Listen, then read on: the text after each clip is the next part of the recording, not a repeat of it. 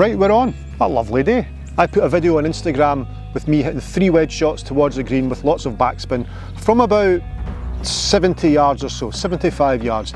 Comments were, how do you get so much spin? How do I spin the golf ball? That's what we're talking about today, how to apply backspin to a golf shot.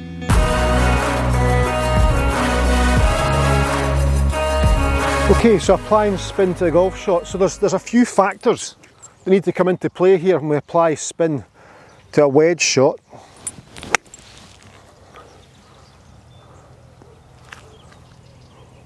Stops dead.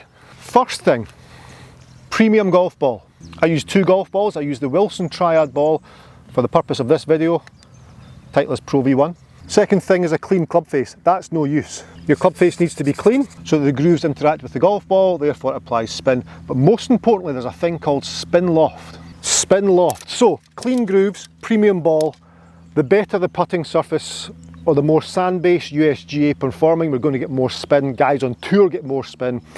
A thing called spin loft. So, let's imagine the level. Okay, I want to swing the golf club.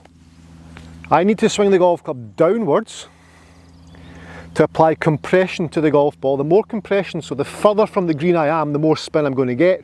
When I'm 30 or 40 yards, I might get to stop on the second bounce. If I'm 70 yards plus, I can get to actually spin backwards. So the more speed and more compression, the more spin, because it's going to grab the golf ball more. So angle of attack needs to be negative, needs to be really, not really steep, but it has to be downwards with lots of loft on the golf club. So I'm swinging down, yet the club face has got lots of loft. That's called spin loft. So let's imagine the opposite. Let's hit driver. So there's level. On driver I want to swing up. So I swing up and I want the loft on the driver. So this is angle of attack.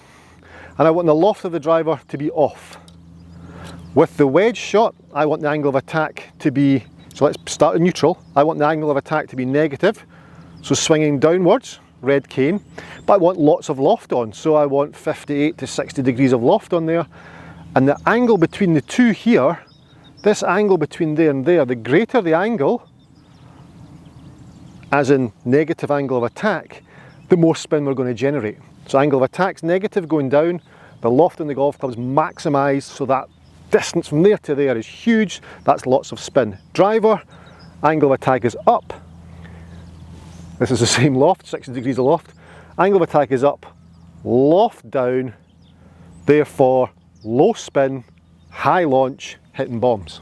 So spinning your wedge, angle of attack negative, loft mega positive. The larger the gap between white cane and red cane, the more spin. Okay, I'm looking back into the sun here, I cannot see a thing now. Whew. Grooves, clean, done. Let's just do that again though. Now, the more premium wedge you have as well, milled faces and bits cut out and things, there's going to apply more friction, so it's going to grab the shell of your more premium golf ball to spin it more. Angle of attack, steeper angle of attack or a negative angle of attack, so hitting down with lots of loft on. So on the shots you saw me on that video before, I opened the face, so I lay the club back slightly and lowered my hands. I then take my grip, and then from there, weights on the left, I come down the way, but I maintain the loft. I try and keep that loft on that golf club. So I'm there. That's good. And just look, spinning back now, off the front of the green. You see that? That was mega. So I'm explaining there about putting so much loft on that I kind of forgot the fact I was trying to get to the pin. That happens, I'm only human, you know. Clean grooves again. I mean, on tour, they've got the best of conditions. We expect to spin it like tour guys. We have the best of conditions. They have the best of conditions, the best equipment. There's somebody cleans the grooves for them. Open face, so loft's on, then take grip. Angle of attack steep. Again, and spinning back. Look at this spin on that, it's huge. Off the green again. Yep. So this, adding the loft here, I'm 51 yards out. Check that. 60 yards out, sorry. That's the problem. 60 yarder. Also hitting off the fairway is going to help. So the more off the fairway, the better lie. I'm not going to open the face as much in this one, 60 yards.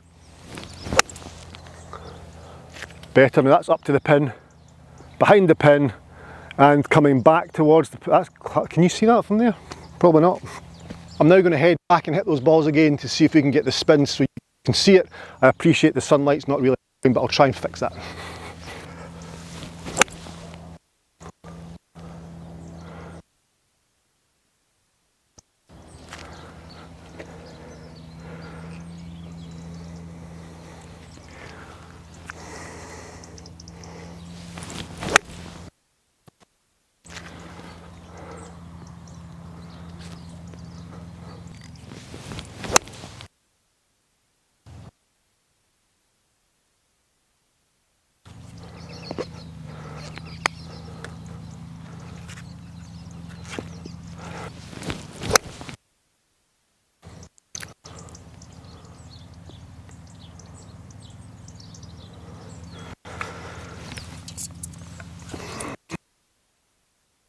There we go, lots of shots, lots of spin.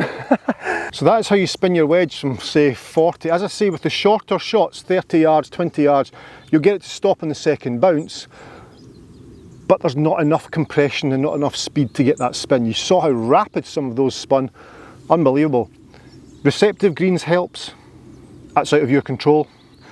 A dry golf ball, it's out of your control. A clean golf ball you can control. Clean grooves you can control. Your angle of attack, which needs to be negative, and the loft, which needs to be positive, so the angle between the red cane and the white cane, the more, that's called spin loft, the more angle between the two, the more spin you're going to get, or you're going to apply more spin to the golf ball, but it is harder to control. As you saw with my first couple of shots, I wasn't able to get up to the green or up to the pin. Driver, opposite, angle of attack, positive, loft, equaling the angle of attack, low spin, high launch, that there, negative angle attack, lots of loft, mega spin. That's how you get the wedges spinning. Thanks for subscribing. I assume you have. If you've not, just click the button now. Hit the thumbs up button, that shares it around YouTube. I like that, it's brilliant, and I will see you in my next video. Thank you.